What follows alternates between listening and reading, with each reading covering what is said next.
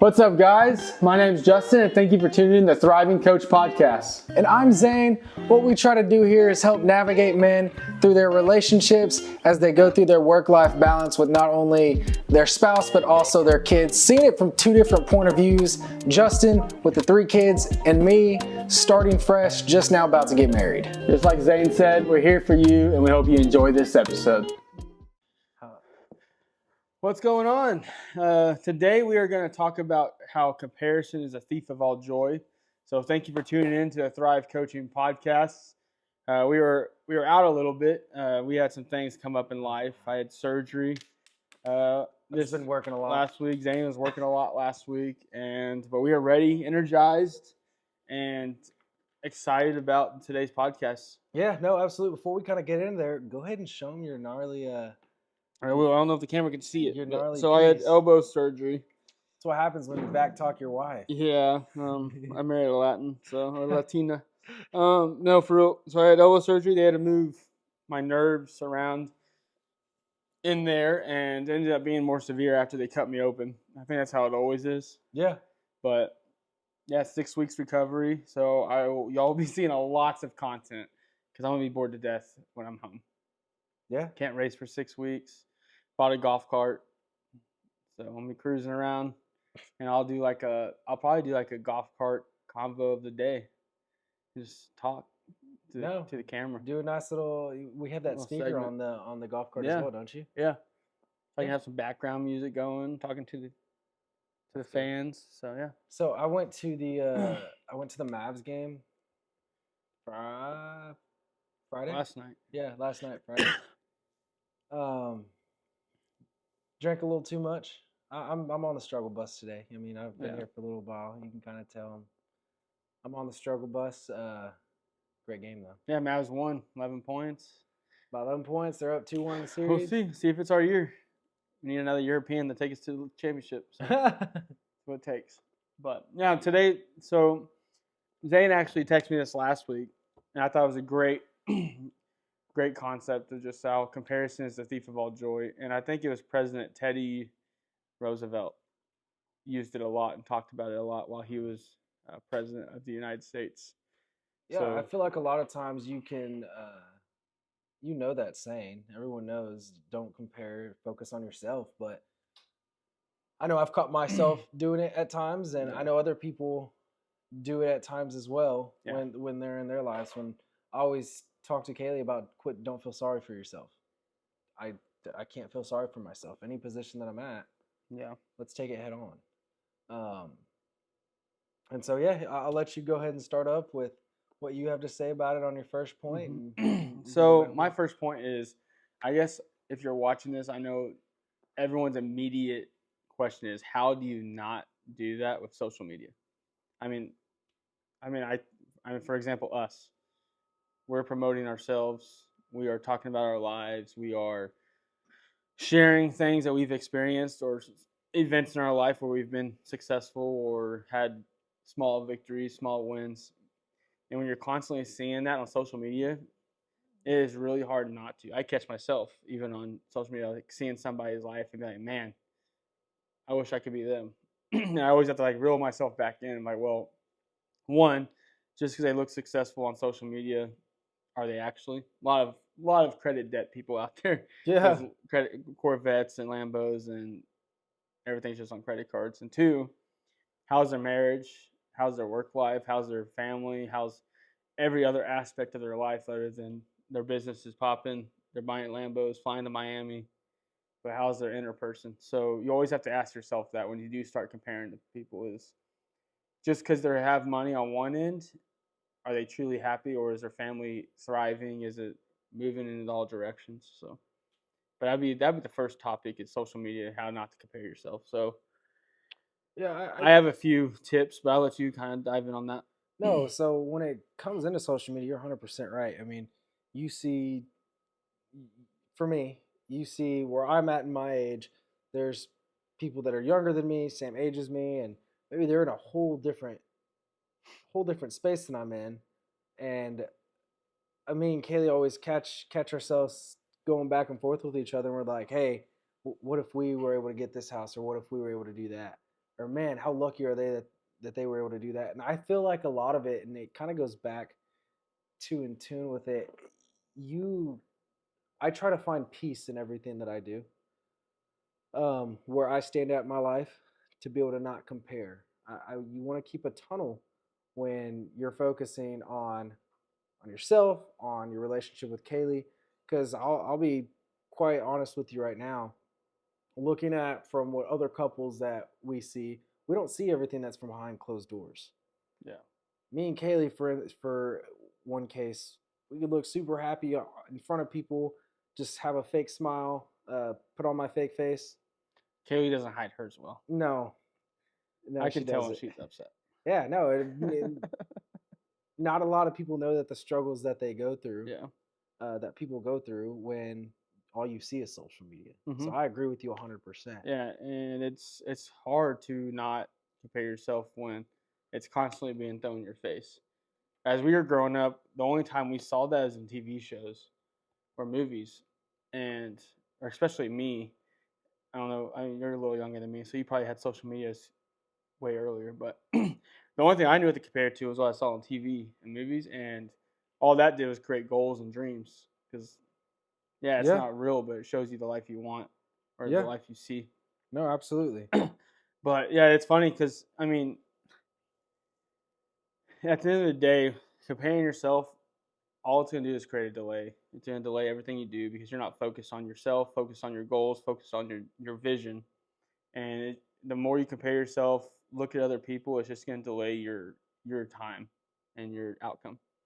I mean, I find myself almost daily trying not to compare myself to people who I not work with, but yeah, I guess work with, and being that I'm super young in the field I'm in, and comparing myself to them, I always have to catch myself and say like, I'm just, I'm only 5 years from being in that same like where they are. Yeah, And the way I kind of defeat that mindset is looking back. I try to think of all like my wins and my accomplishments. I don't like. I'm not a very boastful person or like flaunty. That that does hurt me a lot on social media because people want to see success. I'm just not that guy.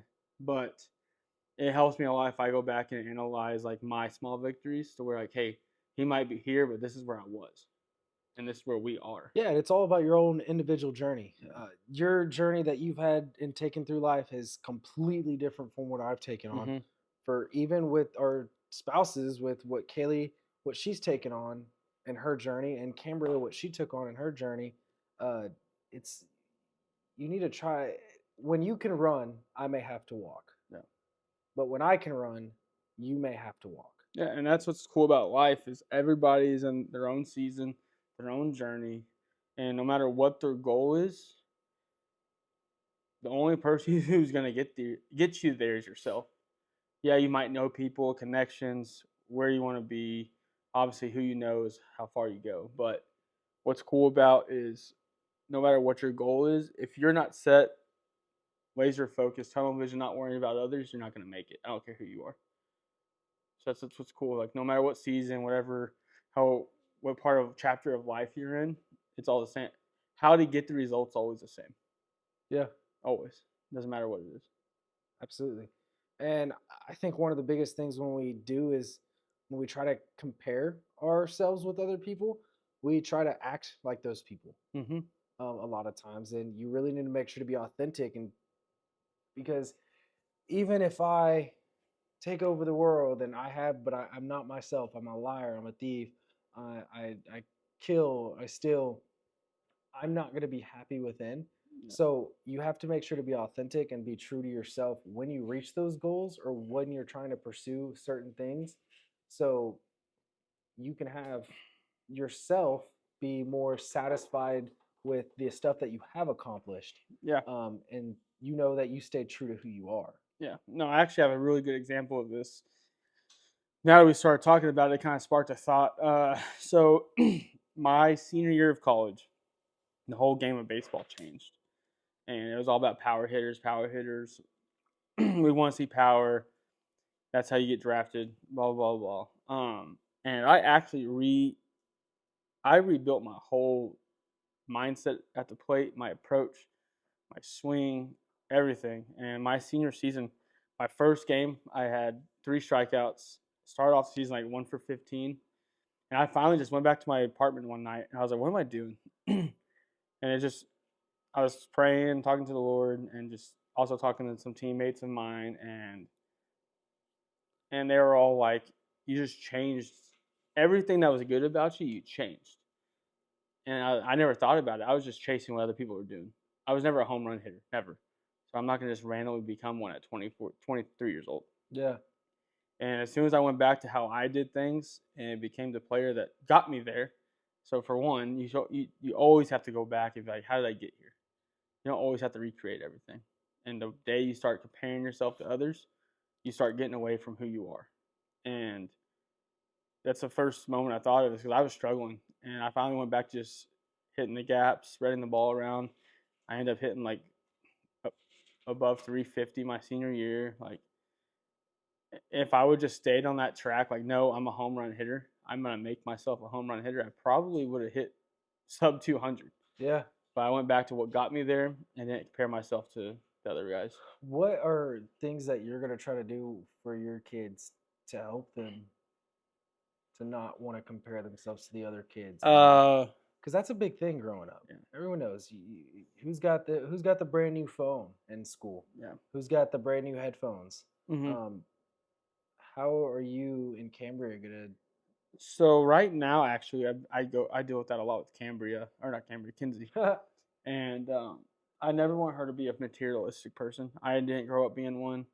Yes, I like nice things. Yes, I like I intentionally spend money. I don't just go blow it. But I never want her one. I tell her anytime you get something new, whether it's someone you're super, unless it's like family or someone you're close to that knows your true heart, don't show them it. Don't brag about it. Don't be like, this is what I got this weekend for Christmas. Or um, I think unless someone really knows your heart and knows you're not egotistic or ignorant, then you can share things like what I bought Cambria for Mother's Day. I shared with y'all. Yeah. I wouldn't just share that with everybody because it just comes off as gloating and boasting. So, uh, what one thing I would say with Kinsey is that's the main thing is keep what's keep what happens in the house stays in the house. Basically, like, hey, if I buy you something nice, or we go on a nice trip, or your Uncle Gus buys you something, or Pops takes you somewhere, gets you something nice, just keep it within these walls. Yeah. And at that age, you really don't have anybody who knows your true heart, or you don't know how many people you're influencing by acting that way. How many people can't have what you have, Yeah. and they're going home comparing themselves to you. So like you never know, like everything has a deeper meaning. So I tell her all the time, like I get you're just talking about it, but if someone doesn't know your true heart or who you are, it comes off as bragging. And I think that's where just a lot of maturity comes in growing up. It definitely helped me seeing both ends of the spectrum, having no money, having money. So I got to see both sides. I didn't experience as much as my older siblings. I was young, and I remember what it was like not to have money. So it helps me not. It helps me to put myself in other people's shoes. So, but yeah, I would say that's the number one thing. It's just it's okay to enjoy things in life. It's okay to have nice things, but don't like I don't. It's hard and morally. It's really hard for me to post stuff on Facebook and Instagram, like a lot of these guys do. Because I would post it just because I know people want to see that what we talk about, coach and stuff, is like I actually does work. But I never want it to come off as like he's just sharing his new shiny toy. Yeah. So it's hard. But No, I think that's one of the biggest things that we kind of look to where I've had some conversations with one of my buddies, and me and him and have a very good relationship to where we know the other person's heart. yeah. When he tells me, "Hey, bro, I just got this," it's not it's not about being like jealous. Yeah. It's about being excited for the other person around you and making sure that you find those people. Mm-hmm. I mean, I know I can come to you if I get something cool, Yeah. I can come to you. You're going to be genuinely happy for me. You do this, I'm going to be genuinely happy for you. Yeah. Um, And so making sure to find those people so you don't have, because you'll have more people that you think are in your corner that are just waiting for you to fall and are using you for Yeah. uh, the money, the toys that you have. Um, and so you need to really be true to who you are. Hmm. I was watching this. I was reading this Reddit post the other day, and it was talking about how a wife and husband were in love, they were married, and then like a switch just flipped on the husband, and she realized that, hey, he's not with me anymore. He's not telling me good night, I love you, good night, Yeah. not kissing me in the morning, stop making dinner for me. Making love. Yeah, stop making dinner for me. And she realized he was probably cheating. Well, a couple weeks come find out he was cheating. He was a Yeah. lawyer, and she was with him from the very beginning, throughout college, Yeah. coming up.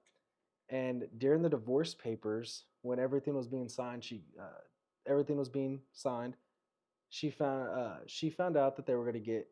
He was going to propose to the girl that she cheated on her with. And one of the things that she said, this is something that I said to him, and when we were in court, making sure all of the assets get separated right. Yeah. She told him, she said, I just want you to know you lost the only woman that you can truly know loved you without having Yeah. all this material things. I get that. That's awesome. That's a great story. Yeah. Who was it? You know? No, it's just a Reddit story. Yeah. I That's get on cool. Reddit and read every now and then. Yeah, I get on Reddit a lot for. I guess I signed up for a bunch of stuff back in the day, so I get like random stuff, sports stuff, YouTube stuff. But that's a great story. I agree with that. Is I mean, it's kind of like, I mean, honestly, LeBron James' wife. Yeah. And Like, no so one, like, as much as I don't like LeBron James, you can't say that they're not truly in love, because they were dating, what, 17, 16 years she old. knew he was going to leave. She knew. Come on. But no, I agree with that. And I mean, kind of just to piggyback on what you said, I feel like I personally enjoy it. Brings me a lot of peace that I'm able to talk to you about things that I wouldn't talk to most people about, like what we talked about before the show. Like, there's no way I'd be able to share that with people, Yeah. because they would just, for one, take it a totally different way, or be like, "Oh, you don't need all that. You have enough," or you're taking advantage of the situation. So it is nice. Like, I have people I've known my whole life that I wouldn't share that information with. So it is nice to have people in your corner that you can have those intimate conversations with about finances or victories that you can't just go tell people. So I agree. You always need to have somebody in your corner who you could celebrate the personal victories with. And I think it's at a point to where I think you would know. Um, I didn't grow up with a whole bunch of money growing up. There's I always tell this to Kaylee when we're sitting in the car. Uh, do I have what you have? No. I know that. You know that. It's very unreal. I know. So a lot of things that you take me to, it's like, hey, that's awesome. Kaylee's excited for it. And so I always tell her, I said, I never want Cambry or Justin to ever feel like you're being used. Can I afford some of the stuff that you've taken me to? No, I can't. But to me, it's always about like the little things. Like, I don't go into the gas station. I'm like, hey, do you want anything? Yeah, sure. Okay, well, and then I just pay for it. Yeah. Like, dude, don't worry about it. I got it. If you ask me to do it, yeah, go ahead. Whatever. I don't worry about it. I don't ever want the relationship and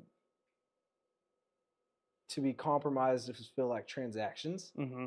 Um, in our relationship, and we're kind of getting off topic, to be honest with you, about our No, about what we were we're talking about, but comparing. It's comparing yourselves to other people. You could easily get not judgmental, but jealous. jealous, or it could create strife in your marriage. Right? Like, what if Kaylee was like, "I want that life," Yeah. which obviously I think one day you're gonna do it. Like, I'm not Um, worried about that. You're not that much further from me, so I mean, I'm not dumb. A lot of my stuff I get to do comes from my family, so that's a blessing.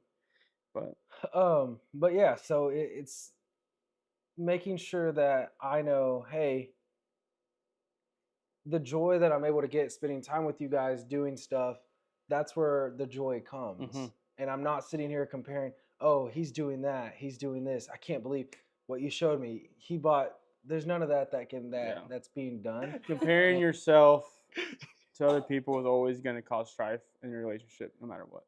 yeah. And I personally, it means a lot that you said that because I've been used multiple times. Do I get offended by it? No. We have a word that I preach in this household. Cambria is finally catching on.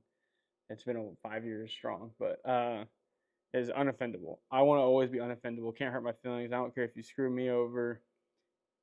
I don't care what it is. My goal is to never be offended. But I've had people in college, teammates, where I take them to do stuff, invite them to do things, and as soon as I transfer, they just ghost to me, never talk to me again. Or if I text them one thing for a favor, it's just like crickets. Yeah. So I realized real fast on who was my real friends or not. But at the end of the day, uh, I find joy in creating moments with people. Like I could care less what it is. Like whenever Cambrian knows this, whenever we do something, yes, I love doing things with me and just Cam. Like I take those moments in, but I love being able to invite the people I love to create memories with. It's like my ultimate goal in life is like just I want to be able to just take all my friends on vacation. Yeah. So, but, I don't know. And a lot of people need to go into when you start comparing yourself to other people, you really stunt your personal growth that you can have. yeah. Um, because when you're so worried about someone else, you're walking Mm-hmm. when you could be running and say, okay, it's okay to say, hey, I want that, Yeah. but just feel like How am I gonna get it? yeah, I always. Then I told you this earlier. I said it earlier. I always say, okay, don't feel sorry for yourself. Quit feeling sorry for yourself. When I get down on myself, she just gave me an ugly look because she knows she Yeah. hears it all the I time. say the same thing to Cambria. Don't feel sorry for yourself. Uh, and when I get down on myself, I constantly have to tell me that. Tell that to myself. Yeah. Could that be harsh to some people to look at themselves and say, "Hey, quit feeling sorry for yourself. Let's just get up and go do it." Um, but the more you do it, the less thoughts you actually see or Yeah. feel. What I've experienced when I say that, I don't have those thoughts near as often because it's not even a, oh man, it's just like, okay, move on, Yeah. on to the No, next. no, I agree. Anytime you compare yourself to somebody, you're gonna lose traction. You're gonna lose momentum. You're not gonna move as fast. And I mean, an obvious thing coming from racing, my dad constantly, and my dad and Frank, my coach, constantly is telling me because you can tell when I start falling back, I start watching the other drivers ahead of me and running their line or running their race, and every time it shoots me in the foot. Yeah, Instead of just, you're always supposed to just race the track, race yourself, don't race the other people. And anytime I catch myself racing them, I get slower because you're worried about them more. You're worried about your own car. yeah. Or, oh, he's up there, I need to go up there. Oh, that's Frank Flood, I need to follow him. But what works for them might not work for you. Yeah. And it's the same thing in life. But yeah, you constantly, and that, I mean, that's a really good point. It's what works for them and what got them to where they are might not work for you. So there's no reason to compare yourself. Just because I gave you this mastermind top 10 tricks on how to get rich, some Joe Smo on Instagram, it probably won't work for you because he probably had some random charismatic personality that everybody just loved. Like, not Everyone has everyone on Instagram knows what they're talking everyone has their own lessons in life that they have to learn. about. And so if you just really make sure to focus on yourself like I try to do every day and Justin does every day is his life, you just grow. What did you grow on that one day? It was one small thing that you grew on that Yeah. one day. Yeah. And Today, I didn't grow on anything. and I it's was hungover. and it is good to compare yourself to people, but in the right way. Like if you see somebody who they live this lifestyle that you're just completely. I honestly get more jealous of people who are living this life where it's like, man, they just have so much peace. Like, what are they doing that I'm not doing? It's never like materialistic things. It's just like you can just tell like they're just winning. Like, what did they do? Yeah. I want that. They live life on like just self-discipline, everything about them. That's where I get jealous of them. So, but it's okay to compare yourself to people as long as you know why you're comparing and you're not just constantly putting these thoughts in your head like, why? I think you said that wrong because I don't agree with that. I think it's okay to want what the other people have, but know the steps on what you want to be Yeah. able to get to. Oh that. yeah. Yes, that's how I would put it. Yeah. If that makes sense. Like, for example, Hunter, your friend, I'm extremely jealous that he's been sober for, what, 6 months now? I don't know. Since Super Bowl. 6 months, yeah. Yeah. I think that's awesome, impressive. Like, the self-discipline that takes is insane. Yeah. So, stuff like that where I'm like, yeah, that's a good comparison. So, like, and I think as long as you keep yourself on your same goal, same vision, and use other people to kind of direct you towards that vision, that's the best way to do it. Absolutely. So the three really points are to make sure to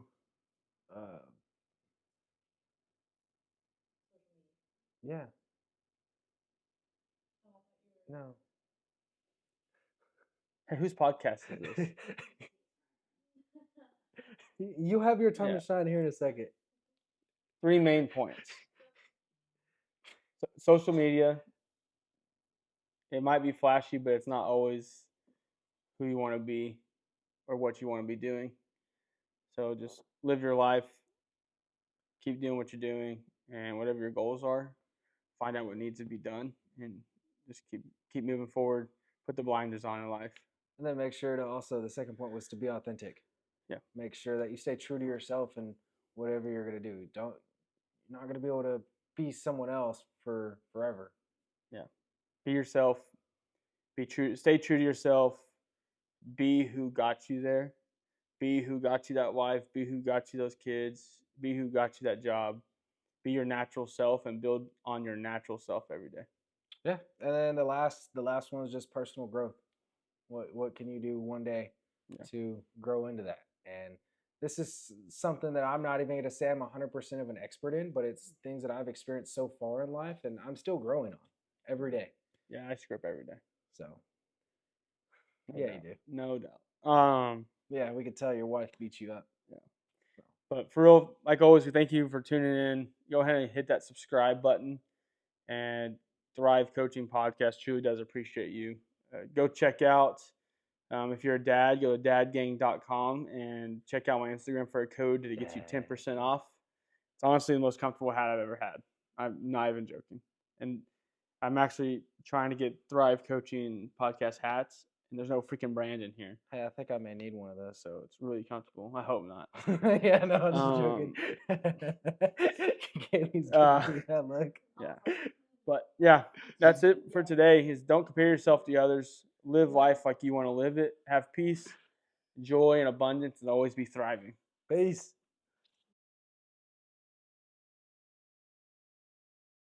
Said. Rolling, so we're rolling.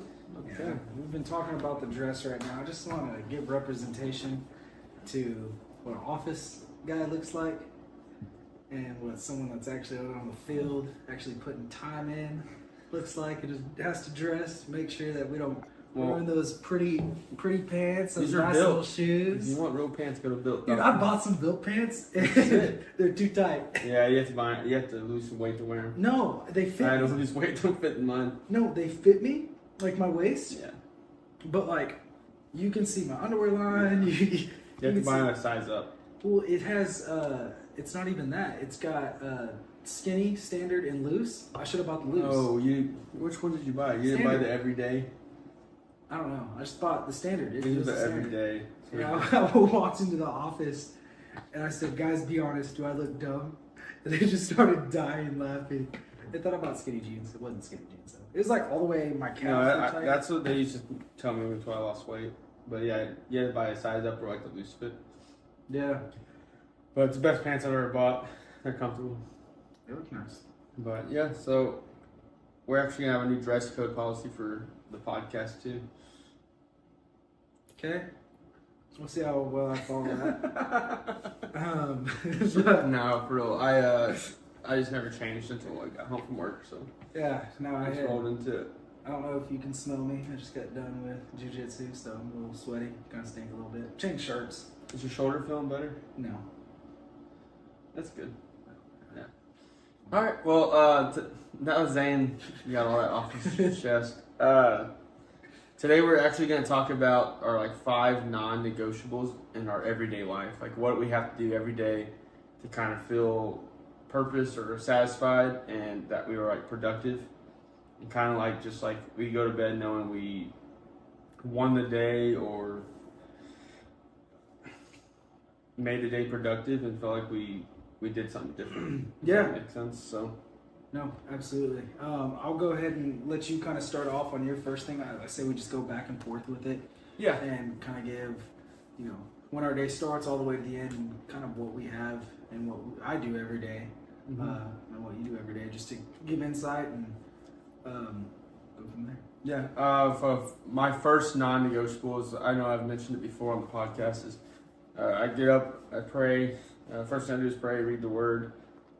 Sometimes that lasts 15 minutes, sometimes it lasts 45 minutes, just depends on what I have that morning. I try not to be rushing at everything I'm doing. So tomorrow I have a workout at 5:30, so typically that all lasts 15 minutes to 20 minutes because I don't want to have to wake up an hour earlier to fit that in. But yeah, so that's my first non-negotiable is I wake up, get my mind right, and my soul right to make sure that I have peace throughout the day.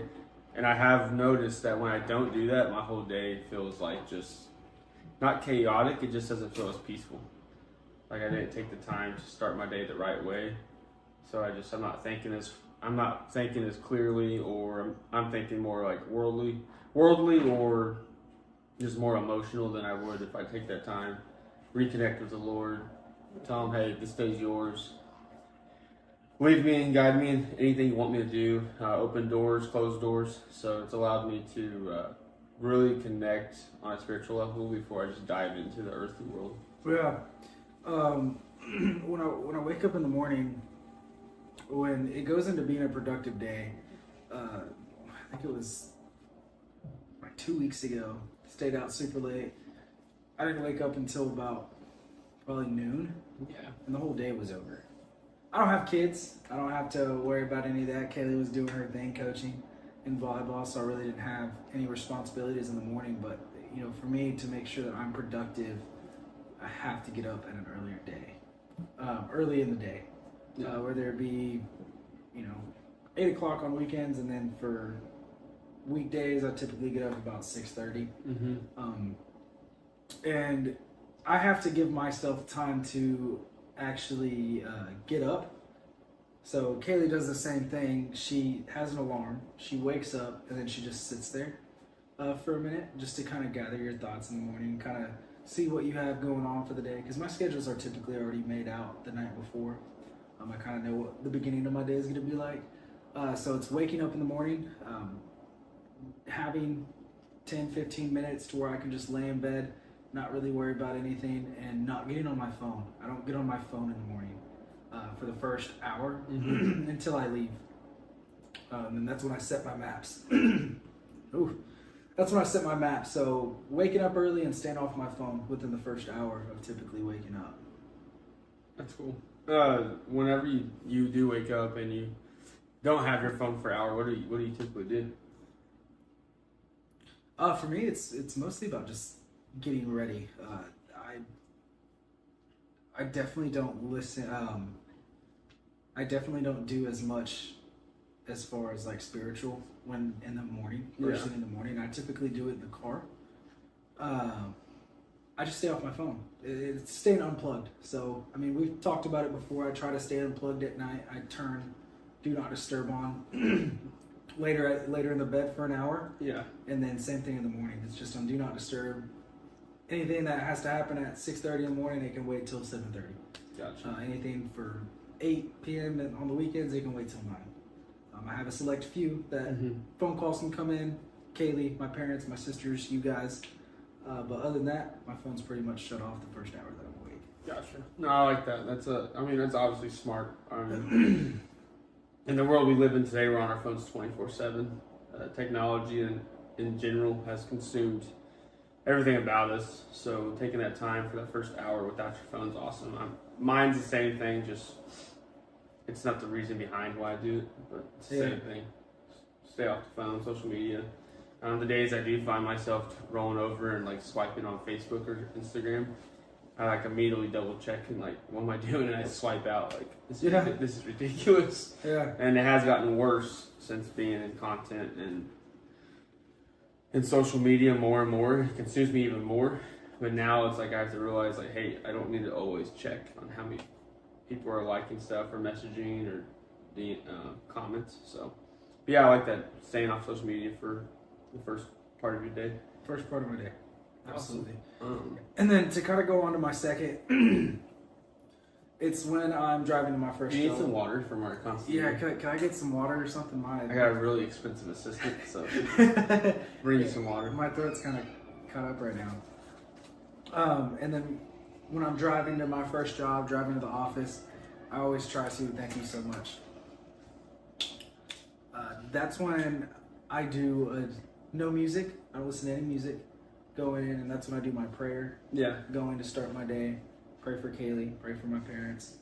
I would pray for Kaylee too. She has to live with you. Yeah, you're not lying right there. But that's when I do my prayer time. Because typically when I'm walking out the door, if Kaylee doesn't already take the dogs out before she leaves, I'm normally taking the dogs out.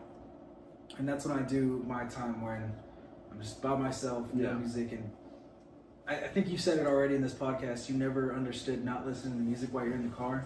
Yeah. It's an all day thing. I'm either on the phone, I'm talking to someone, or it's completely quiet in my truck.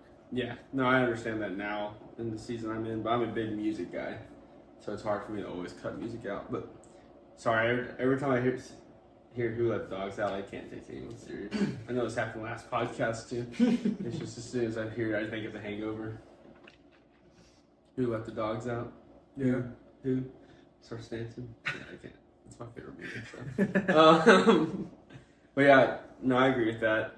No music, getting your mind right, focusing on your day. My second non-negotiable is around probably, depending on my day, because I have meetings throughout the day. Like tomorrow, I think I have 7 meetings on my schedule. But I find time in between at least some of those meetings to go through what we have, I call as my yellow list. Okay. And it's all my top priorities for the quarter or the week or the month. And so they're categorized. And it's my yellow list, and my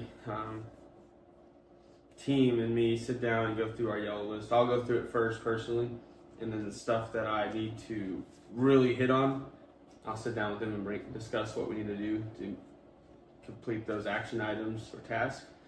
But I found out as I've gained more responsibility and my plate's gotten bigger that I have to do that daily or I will get behind. So I just tap in. I make myself sit down for like 20 minutes, even though I don't want to do it. Yeah. I sit down and go through my list. Have I done this? Ask the right questions. Make sure the team's doing the right things to get the ball moving. So Okay. that's my second non-negotiable. How do you come up with that yellow list? So we have these. We have weekly tactical meetings, what we call them, a milestone. And what trickles down from like basically our executive team has tacticals, to my director team, or director level with me at my level has tacticals. We trickle it down through the management has their tacticals. So basically from my director tactical, we go through this whole meeting, and our executive assistant, she takes notes the whole time we're talking, meetings, and basically my boss, our CEO, will put action items on us. So like say we went to tackle this week, we need to figure out what our inventory needs to be for summer. Yeah. We'll talk about it as a team, tackle it, say, hey, this is what we need to do, and then he'll be like, Justin, you run with it. So then that goes on my yellow list. So then I either take on that task myself, or it's something on a different level, I'll coordinate with my team and have them do something. So like we all tackle it together. Yeah. But really, I'm the one relaying the message, hey, this is what's important for the week. Here's what we need to do. Here's what we're going to plan. So then I have my own tactical and give my teammates or my team their yellow list. Okay. If that makes sense. And so that kind of goes into my third one that we were kind of saying, my non-negotiables. I'm not at the level of management, but I still delegate things that necessarily could be passed on to someone else. I think one of the biggest things that we have is our call center. I delegate with them for them to make the phone calls that I need to make throughout the day. Yeah. Because I'm driving or I'm up on a roof. And so those are some of my non-negotiables that I have that really help me be more productive by not having to take those phone calls. Mm-hmm. Or even my production team that we have, letting them deal with the things going on in the house, the ones that I have. Which, if I'm right, you're not good at, because your previous job, you had to do all that, right? So you're used to, or you weren't good at when you first started at Firehouse, because you used to take on the whole job. Yeah, so and that's been one of the biggest struggles with me, and I think we've kind of talked about it. I can't remember who you said this, but they said if they can do what you can do 80%, at 80%, then you're good. Yeah, because my last company that I was with, I did beginning to end for not only my job but also other people's jobs as well. So I had my own way of doing things, and I had to recognize that hey, they have their own system going on. It's the way that they do it. It still works. It's just a different way than when I did it before. So learning how to delegate my tasks and to being able to properly give the people that's their job. Their job is to worry about the production, about the job being done. Their job is to worry about making those phone calls and making sure that it gets put on the calendar.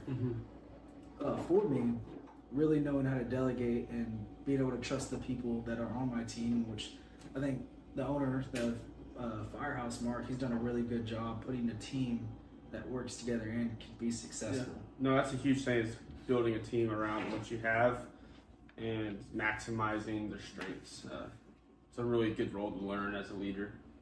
You know, who on your team's good at what. Some people, the better they are, or the more hungry they are, they want more tasks and they actually start performing better, because they build momentum, they keep rolling with it. Like one of my best team members, the more I give him, the better he is. Yeah, because he just builds off of it.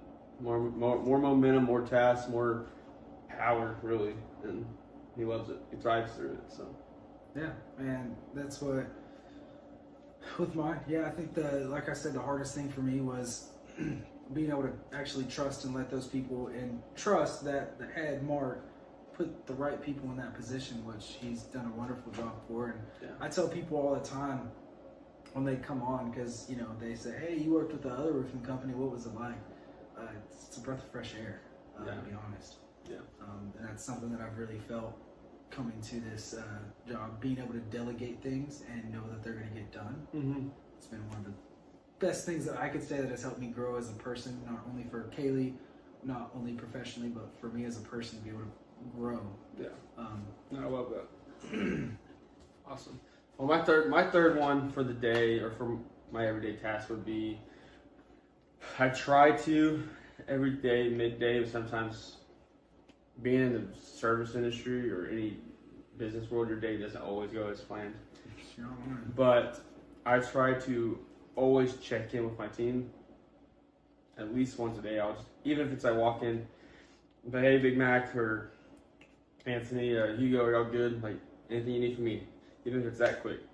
I just want them to always know, like, hey, I might seem like I'm just moving and blowing and going, but I still do care about y'all, and want y'all to know, like, I'm in the playing field with y'all. Like, if you need me, tell me. I'll stop whatever I'm doing, take care of it, help you. So I make that as a point, especially as I've started leading more people. It's gotten harder, but I try to at least come around once a day, especially to like my direct reports, and ask them, like, hey, anything I can do for you? How's your day going? Any red flags? So that's my third non-negotiable, is check in with your team.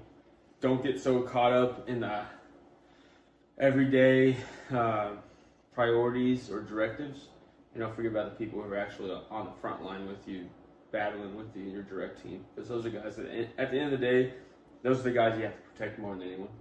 Yeah. People that report to you. You want to make sure that they're driving on all cylinders, and they know they know they have your support. So yeah. No, absolutely. How do you, as you've kind of moved on to this new role, you said it's harder. What changes have you tried to make or implement to be able to make sure that you're still being the same supportive leader that you need to be versus when you had a small group versus a big? Because it changes, right? You can't have the same type of mindset. You can't have the same style of things when it goes from 10 people to 100 people or whatever your number is. Yeah, no, that's a great question. And to be honest with you, the biggest change I had to make was the time, not really the time I spent with them, but the time I set aside for it. So like used to, if I had, at the time I had 4 people report to me, like direct reports. We have tons of people that trickle down. But my direct reports, I could spend 30 minutes with them, or I could I wouldn't have to plan out my day when to check with them. So now I actually have like a schedule that I don't think I've ever showed anyone, but it literally has their names. And I have like dedicated times where I try to check in with them. Used to it was just sporadic, randomly. Yeah. But now that I have more people, I have to actually like think about it. So I actually try to set aside time to call them. That was the biggest difference. Okay. And one of the hardest parts is half the people that report to me are in Garland, and the other half are in our other locations. So you definitely have to make a point, because you'll forget about them. Yeah. Like, it's hard. Like, I don't want to, but when you got in meetings and going and with family, or if I'm on the road, like you forget real quick. So. One of my, and then just to kind of piggyback off that, not really piggyback that off that, but my 4th non-negotiable is making sure that I do something active during my day.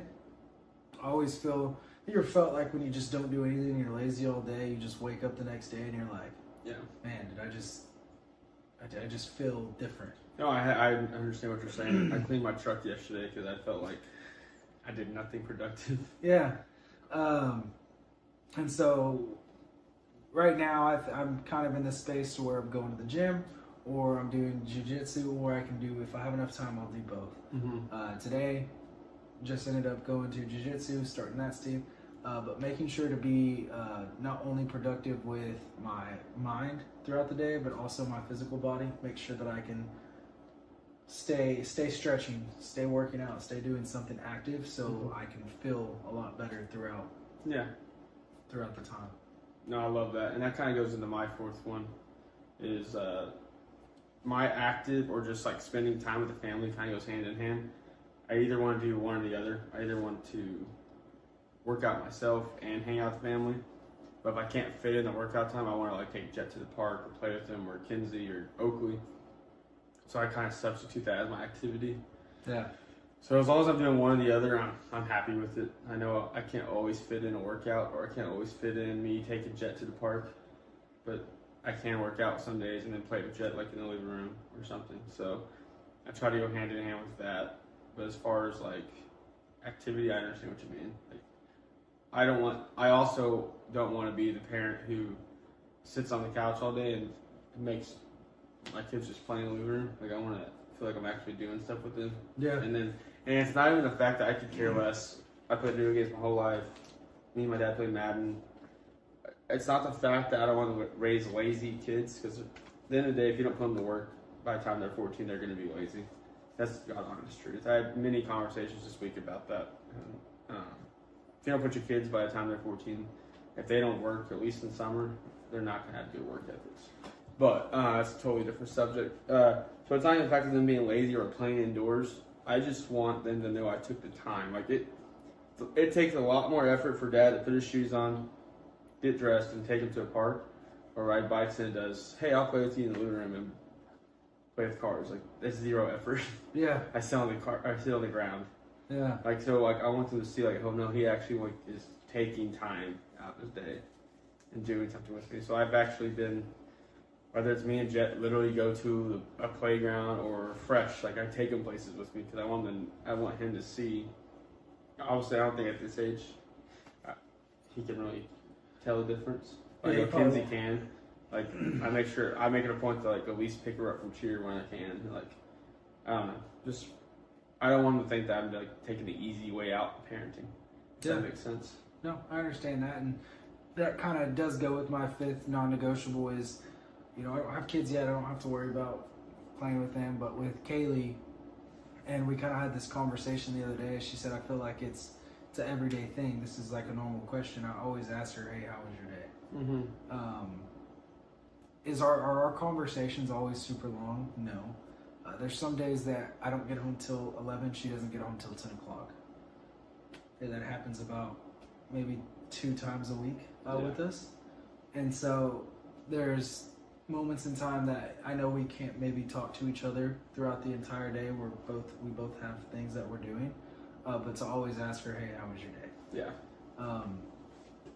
Just to see where she's at mentally, to see if there's anything I can help her with. And I think, kind of rambling off, us as men, we've said this before, we try to fix things all the time, and learning to say, hey, how was your day? It's really helped me just listen.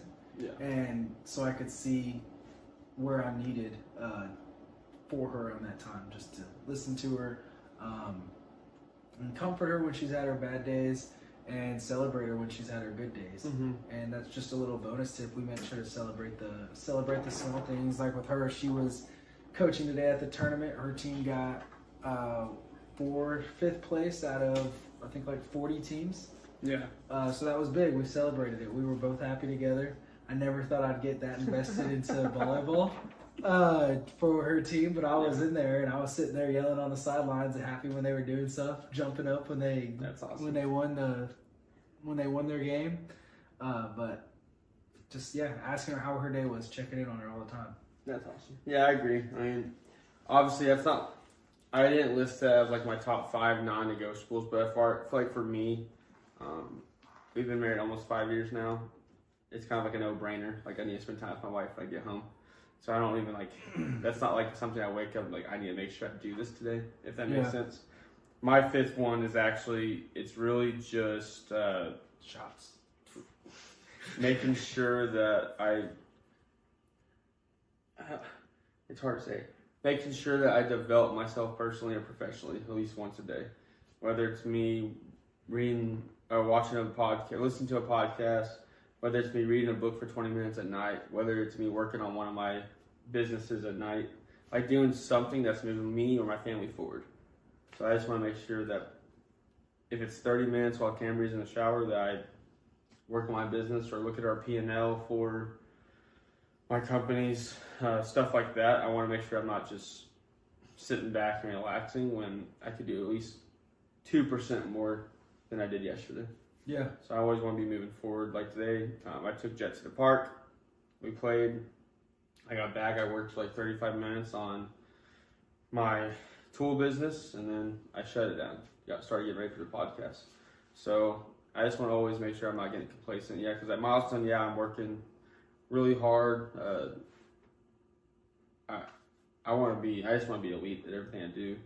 And if I have a business on the side that I don't focus on all day because I'm working on Milestone, if I don't come home and at least put 20 minutes into it, it just doesn't sit right with me.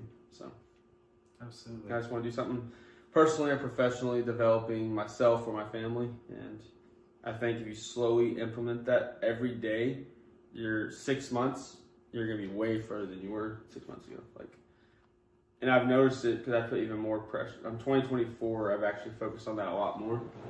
Used to, I'd come home and there'd be days where I didn't do anything productive when it came to either the business or me personally.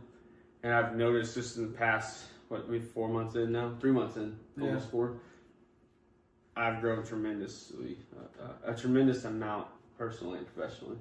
So, and it's not like I've poured hours into it. It's like literally 30 minutes an hour a day. I just spend time on me personally and professionally. So, yeah, that's good. And, not everyone's going to be able to put all their time into one thing, but putting a little bit every day into something that's going to end up catching ground. And especially when it's not even your main source of income or anything.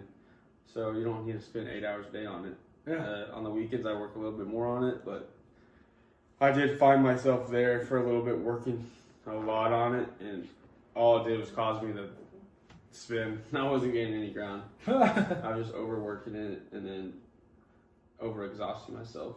So definitely found more peace in it, and it's moving well. the whole coaching thing's kind of changed perspectives, but I think I'm just gonna focus more on the podcast and grow this and our brand, and everything else will follow. So Yeah. I want to see what y'all have. We listed 5.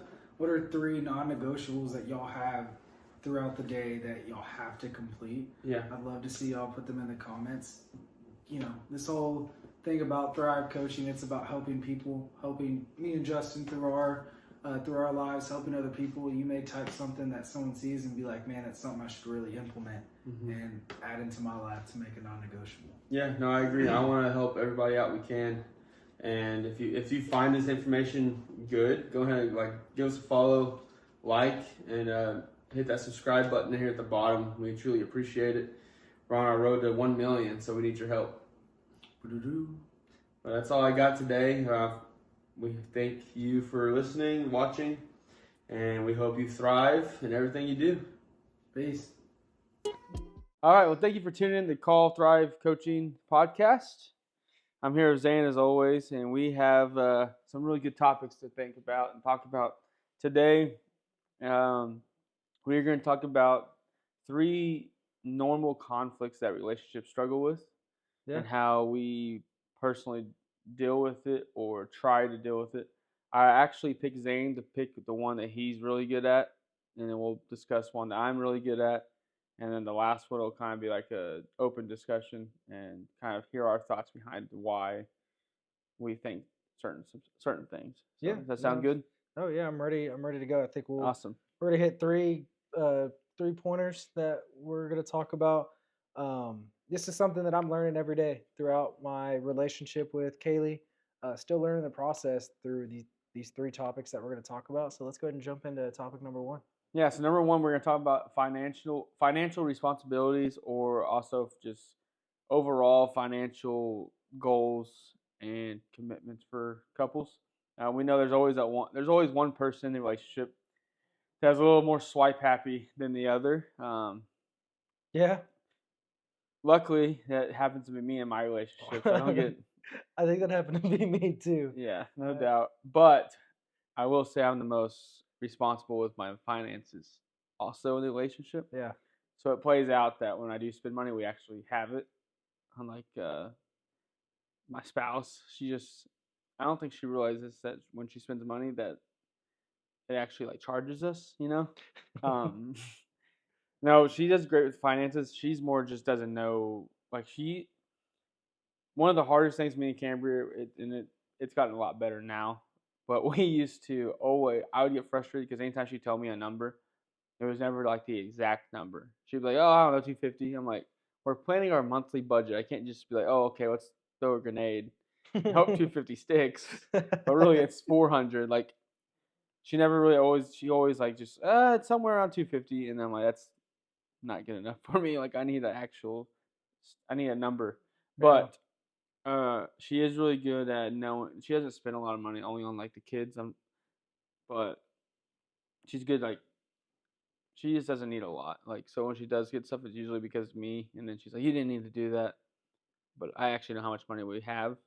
But I move all the money around. I manage all the accounts and stuff. So Yeah, with Kaylee, she's pretty frugal when it comes to spending. So during the first part of our relationship, she's never she calls it a big girl job. yeah, She's never really had a big girl job for the first, I don't know, 3 years, 4 years we 4 were years. together. And so she was always very frugal with her money. And so we've never had big conversations. One of the conversations that we're talking about right now with financing is getting her a new car. Yeah, It's getting about that time to definitely to get her a new car. I'm more over the bank accounts right now. Over mine. Right now, ours is separate. We plan on switching that after we get married. yeah, But as of right now, our accounts are separate, and we both kind of just hold each other accountable. During this season, we've had set goals for both of ourselves for money to save, to be able to put on to the house, her car, and do those things. So I'm not really too familiar as far as with the finances together yet. So Yeah. excited to see what that tackles and what Yeah. ways that you and Cambria. How was the transition when you and Cambria first combined y'all's finances? The hardest transition was she never. It was just her and Kenzie, so she always said blow and go Yeah, because she had nothing really. She was making good money and had a daughter to take care of. That's it. Like yeah, they were living on their own, so she didn't really ever have to worry about like budgeting and understanding where the money's going, planning out everything out. So I helped her with that. More like, hey, let's just be aware of our spending. Like we don't really budget, but just more of a financial awareness, being smart. She actually taught me how to like pay my bills and everything because I've never done that. yeah. Um, I just got out of college basically and then played pro ball. My only bill was my truck payment, and it was automatic. Yeah. So, but I didn't realize how you had to like schedule bills out, and she writes checks for some, but card for some. And so she helped me with all that. Now I understand it all. So we kind of helped each other there financially. And then second, as later on our marriage, and as I've mentioned on here before, is the financial meetings with each other, just business meetings. We try to do once a month. Sometimes it's twice, depending on how much is going on. But uh, yeah, that's honestly been huge. Is where we can actually sit down at night and talk about it and say, hey, like this is what it looks like. This is the money we have coming in the next 3 months. This is what we have the money.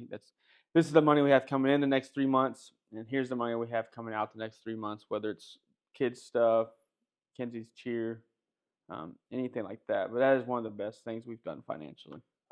If you could go a little bit more depth on, I know we've talked about this Yeah. before. We brought it up, but can you go more in depth? Like what, like points are you really trying to focus in on when you have these meetings with Cambria? Okay, so I do. It's more of like a pulse check. So the first question I always ask her is, um, first thing I say is, how are we doing? Not. I'm trying to think of the first like. It's kind of weird. So I basically ask her, have all the bills come out if it's like all ready because she keeps it on track for that, like what date when it comes out. So like, hey, have all the needs come out yet? Yeah, so I'll look at like our bank account, but hey, is all of our bills paid? And she'll say yes, so I can like check that off like that's green. Because if it's looking like hey, we probably shouldn't spend any money for the rest of the month, this bill hasn't come out, then that would bring up a red flag. We've never actually hit that point in our relationship, but that's really the first question I ask is, have all the bills that come out of our checking account paid? Because that way I don't have just random money coming out. My account goes into negative for some reason. So that's the first question I ask. And then the second question is always, what do the kids have coming up? Are there any surprises? I don't want to. That's more on my fact. Like, I don't like being surprised financially if I can plan for it. Yeah. So I'll ask her, like, do we have any surprises? Because we have swim lessons, cheerleading, school camp, summer camps. So I always ask her that. And then the last thing is there anything we need to get taken care of personally, me or you, or vehicles, health, anything and everything, and then we set that out, and then we realize how much how much money we saved, and then we talk about like our personal businesses, like her real estate, my tool company, podcast. So that's kind of like the breakdown. Are y'all you live in a rental right now? You're getting y'all's house done. Are you planning on having like an emergency fund for the house at all? Yeah, so I always have an emergency fund. So what I do in my bank account is whatever. So I try to have double the triple amount of money in the bank for like say it's January. I should have enough money. No, I try to have enough money to make it to March, if that makes sense. So you do 3 months. Yeah, I don't have like a safety account or anything like that, but we have. So the best bank accounts that I've come up with is I have a tax account because both of us are 1099 in some cases. I have a savings account, I have a mortgage account, and then I have checking account and my business account. So it's 5 accounts I have. Okay. So basically, when I get paid, I pay my mortgage to my mortgage account. Sometimes I pay double, depending on how the month went or anything. That way, I know that money is for our house, and I know that we have somewhere for our kids to live. So I always want to have a roof over their heads. So that's like the first thing I look at. Yeah. Second one is I look at savings, and savings is basically my emergency account. I don't really pay too much to it. I put some money into it weekly, and that's more for like medical bills, health, kids' birthdays, anything that I don't really want to save for, but I just put money in there so we can spend it. Basically, it's not really it's not a true savings account. My true savings account is actually my tax account and mortgage account. Yeah. So, and the reason I have a tax account is we've all been there, been blindsided by the IRS, did not have the money to pay. Unky Sam. I learned the hard way, so now I have a tax account to where I can't spend that money. Okay. I just put it in there and know like this is not touchable. What two things do y'all do? What responsibilities do you set for yourself? Alexa, this is not your show. Sorry. That's what she said. So what are like your responsibilities when it comes to the financial versus like responsibilities that you have for Cambria? So my responsibilities are to make sure, since Cambria stays at home, not a knock at stay-at-home moms at all. They work their butt off, do a lot. I don't want that job at all. I'd rather go to work. Yeah. But Same. my job is to make sure, for one, that there's money in the bank account. Yeah. Her job is to make sure that we're being smart financially when it comes to. So she's the one that kind of holds you back. Yeah. She's like, well, hey. not that. Any fun stuff she has no. She knows by now. We've been married long enough. If I planned it or bought it, it means we had it. I never make stupid financial decisions ever. Yeah. If I have, I learned from them, and I will never repeat them. Yeah. But she's more of like I don't have enough time in my day to see how much you spend on groceries or food or anything and everything. So I just trust you. Yeah. Just please. And so she's really good at that. She follows our budget. She knows when the kids need this and don't need that. She stays on top of it and that just keeps me stress free because she knows by now if she surprises me with something financially, I get stressed. I'm a human being, but I'm not like gonna lose my mind. But it does. She could tell it's like puts this kind of pressure on me. But it's funny. We have the money. It just feel like it's not there. Yeah. But if she tells me in 3 weeks, 4 weeks, it just helps me feel way better. Yeah. No, absolutely. And that kind of leads into the responsibilities into our second segment. It's about the household. Taking care of your house, especially with kids, is a lot. Taking with Kaylee, our schedules are so crazy. If we don't constantly keep up with it, it can turn into a disaster really quick. Yeah. So we make sure to split up our responsibilities around the house. And one of the things that I really focus on is doing a lot of the cooking. Kaylee's not the fondest of cooking.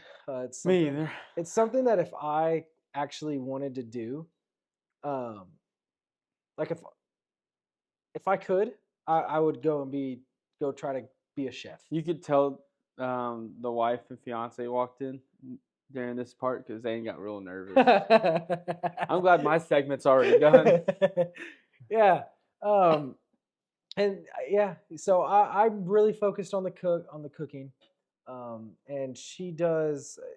I call her my superwoman because she does quite a lot for me. I'll be honest with you. I do a lot of working late, so a lot of times I don't get home till 8-9 p.m. Yeah.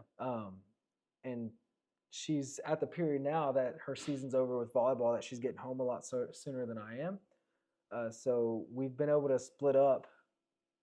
She's really stepped up in responsibilities as far as what she's doing. Yeah. As far as doing laundry or doing dishes, it's kind of a collective thing. Mm-hmm. She'll do the dishes, I'll do the dishes. Sometimes we'll do the dishes together. Yeah. That's kind of because we don't have that much time together, so that's where we can spend time together and actually talk about our day. Sadly, right? I'm about to say that. Put your earmuffs on, babe. But yeah, so we'll do dishes together. One person will either be cleaning up the countertops, cleaning those areas up while the other's doing the dishes, Yeah. or we'll both just be doing the dishes together because there's some things that, like my cast iron skillet, I have to hand wash You're that. such a dork. No, what do you mean? I can't put that in the dishwasher. Oh man. As far as laundry, I'm not gonna lie, she does most of the Yeah. laundry. Laundry's honestly the worst thing in the world. I think I'd rather sit in a sauna for 2 hours. That's at 140 degrees than to do laundry. I have a joke about laundry. If I were single, I would pay for someone to do my laundry. For sure. Well, no doubt. So my joke about laundry is that's the Lord created laundry. So women knew how to be patient before they had kids. Because Yeah. they're never patient. Men are naturally patient. So I feel like laundry taught them that. Kaylee's sitting there and laughing. She doesn't agree. I think she's been doing. She hasn't done enough laundry. So Laundry's the most boring thing in the world. Yes, no, it's so like boring. I would rather paint a wall. Yeah, no, I agree. And it's so funny because when she does laundry, I'm not bashing her or anything. I truly support when I knew she was the one. You want to know really when I knew she was the one? She was at my house. We were dating, and she was just over. She saw my laundry sitting in a basket, and she just started folding it. I didn't ask her. I didn't Man, say we anything. just got canceled today. And No that's what I was like. Holy crap! Like, I think she's the one. I've never had anyone do that for me. Yeah. And then I got bamboozled. Now I have to do some laundry too. But this is not your turn, Caleb. Yeah. You'll have you your had time your to turn. show. You and Alexa trying to interrupt my show. No, but it was so she takes care of most of the laundry. As far as the outside work that I do have to do, I typically take care of the outside work. If we have to mow, me or my dad, since I'm living with my parents right now, I'll do all that stuff, and that's what I'll do when I'm at my house. I won't be like you. I am the Mexican. I'll make sure to be out. That's why Actually mowing I'm the just glad you said it. I was trying not to say it. Oh, I'll actually be out there taking it.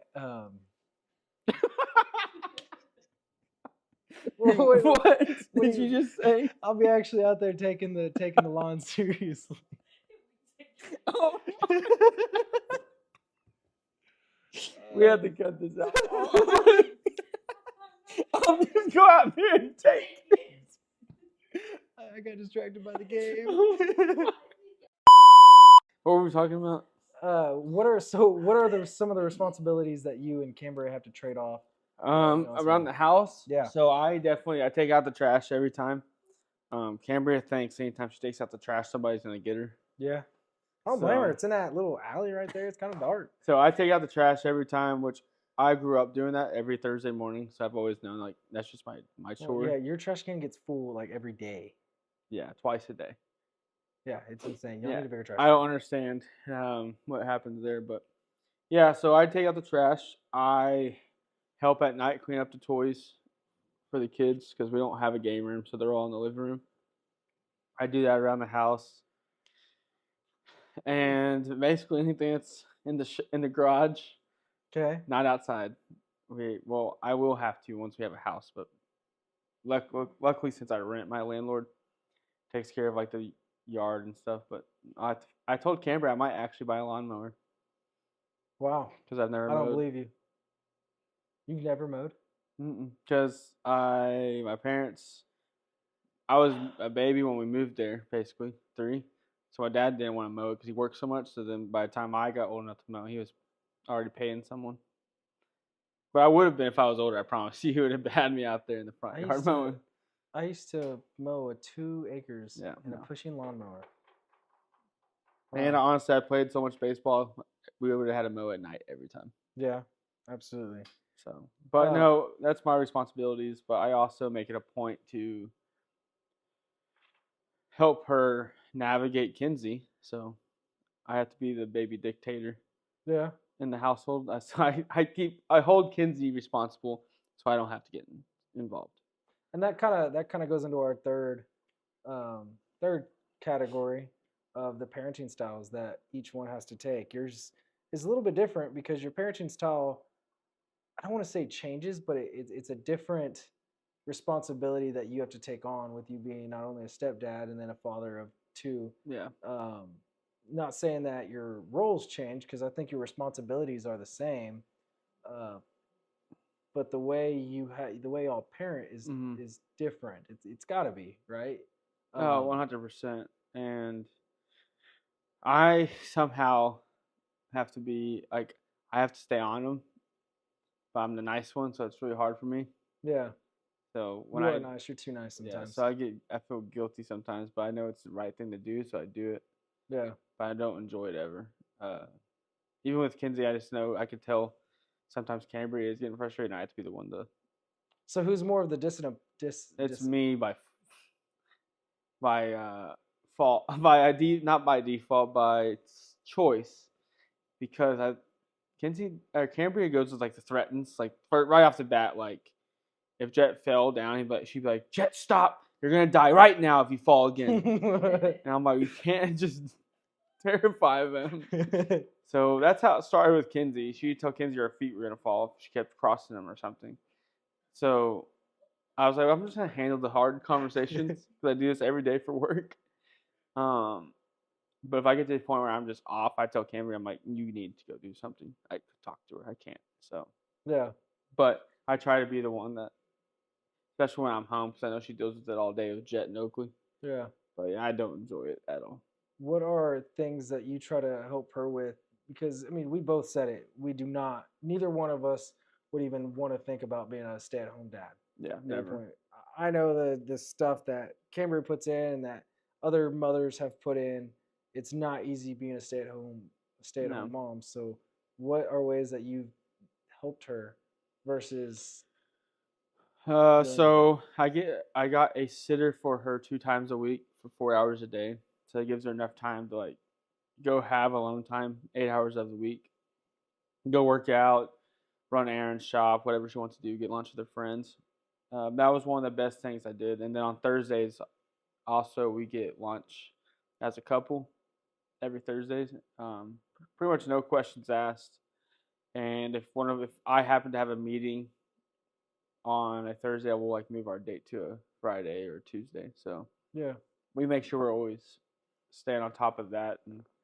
But I would say the biggest thing I did was get her a sitter, and then also pay for like Mother's Day out. Mother's Day out was a big time win, especially when Jet was the only baby. She got a lot of alone time. So if you could give someone advice for someone that maybe couldn't afford to get a babysitter or to do that, what are ways that you've helped relieve Cambria when she is home to make sure that she still got her alone time from it while you were Yeah. being So when Jet was actually first born, we couldn't afford a babysitter, and so it was a lot harder for her mentally. She would have days where she'd be like, "I just need to go to the room." I would just be out here with Jet playing with him, and the whole time he was obsessed with his mom. So he would always ask, "Where's yes, mommy? he was. Where's I mommy?" remember those days. Now I'm his favorite. But no, man, this is a long time ago. Hold on. I know one. I used to take Jet on like little dates. So we'd go like the Hobbyland. We went to Chuck E. Cheese, Buffalo Wild Wings, the park, the movies. I would try to keep him as far away from here as possible.